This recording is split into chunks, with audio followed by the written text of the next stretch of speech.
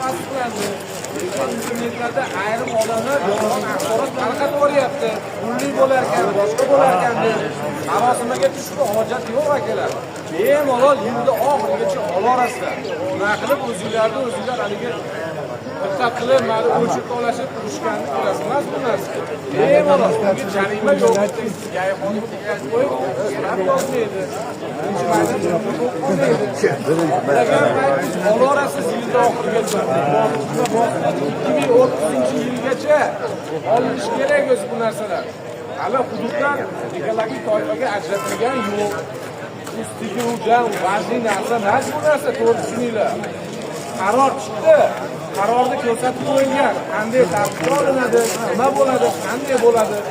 Narsani bilib olinglar aka. Internetga anavi norasmiy narsalarga ishonib olasizlar. Hammanglar rasmiy manbani kuzatmaysizlar. Hech kim nima deb bo'lsa gapirib chiqsa, shunga ishonib ketaverasizlar. Bunaqa bo'lish kerak emas-da. Kuzatinglar, rasmiy manbalarda nima deyapti? Shular asosiy hujjat bo'ladi.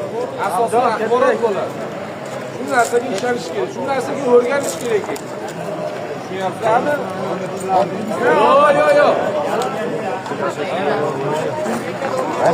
Yo'q.